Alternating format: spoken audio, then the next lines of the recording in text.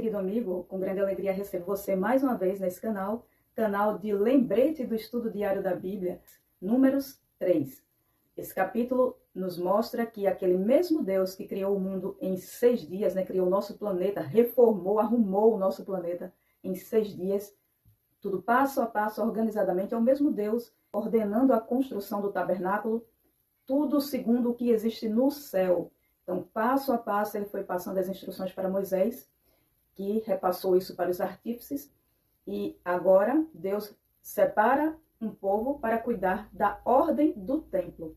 Vamos dar uma olhada aqui, mas antes disso, antes da gente pegar a Bíblia aqui para comentar, não esquece, deixa aquele joinha, aquele like, que é para ajudar o canal a crescer. Compartilha com os amigos, comenta, deixa teu pedido de oração. Fico muito feliz com a tua colaboração para que nós possamos chegar a uma grande comunidade de adoradores da Bíblia, adoradores da Palavra de Deus e do Deus da Palavra. Vemos aqui, no versículo 6. Mande chamar a tribo de Levi e coloque diante de Arão, o sacerdote, para que o sirvam e cumpram seus deveres para com ele e para com todo o povo. Então, aqui nós também falamos além de ordem, falamos de serviço. Os levitas fariam o serviço da casa de Deus, serviriam a Arão e todos a serviço de Deus, e também a serviço do povo. Aí aqui continua dizendo, cumpram seus deveres para com ele e para com todo o povo diante da tenda do encontro, para ministrarem no tabernáculo. Mais adiante diz assim, verso 11, vamos para o 11, depois você vai ler completo aí na tua Bíblia, tá? O Senhor disse a Moisés, eis que tenho tomado os levitas do meio dos filhos de Israel, em lugar de todo primogênito entre os filhos de Israel. Os levitas serão meus, porque todo primogênito é meu, desde o dia em que feri os primogênitos na terra do Egito. Então Deus diz, eu sou o Senhor, então todo primogênito é meu. Lembra que ele pede a consagração dos primogênitos, tanto dos animais quanto dos homens, e aqui os levitas, os da casa de Levi agora, serão como o primogênito de todos. O verso 15 diz, conte os filhos de Levi segundo a casa de seus pais, pelas suas famílias, contem todo homem da idade de 1 mês para cima. No 17 ele diz o nome dos filhos de Levi, que é Coate, Merari e Gerson. E no 21 ele diz a atribuição de cada um, o que cada um faria. De Gerson, aí ele diz aqui, no verso 22, foram estes 7.500. No verso 23 diz, as famílias dos Gersonitas acamparam atrás do tabernáculo a oeste. Deus dá aqui a localização de onde ficaria a família de Gerson. O chefe da casa dos Gersonitas será Eliasaf, filho de Lael. Os filhos de Gerson terão o seu encargo na tenda do encontro, o tabernáculo, a tenda e a sua cobertura, o cortinado para a porta da tenda do encontro, as cortinas do pátio, toda a porta do pátio que rodeia o tabernáculo, o altar, as suas cordas e todo o serviço a eles devido. Então, toda a cobertura, tudo ao redor, ali, a parte externa e a cobertura do tabernáculo seria por conta dos Gersonitas, da família de Gerson. Agora, 17. Coate. São estes a família dos coatitas, contando todo homem da idade de 1 mês para cima, foram 8.600 e tinham o seu encargo o santuário. Aí veja o que diz aqui no 30. O chefe da casa paterna das famílias dos coatitas será Elisafã. O líder dos chefes, aqui no 32, o líder dos chefes de Levi será Eleazar, filho de Arão. Vai servir a Eleazar, filho de Arão. Agora no 33, eu grifei aqui também. De Merari, tá? De Merari é a família dos Malitas e dos Musitas. No 35 diz, o chefe da casa paterna das famílias de Merari será Zuriel, filho de Abiail.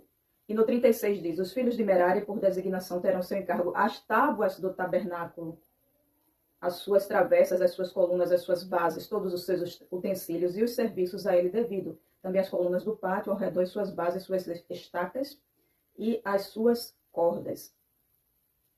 Veja, voltando aqui, uma coisa que eu não li, sobre os da casa de Coate.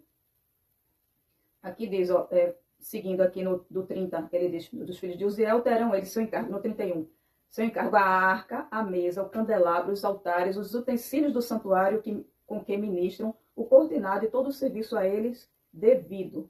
Tá? Então, esse aqui seria o serviço dos coatitas. Aí os de Merari nós já vimos, que são as tábuas, cadê? Os utensílios, as bases, as colunas, tá? E no 38 diz assim, os que acamparam diante do tabernáculo, agora já falou dos 3 filhos, de Gerson, de Coate e dos Merari, que serão as três famílias da tribo de Levi.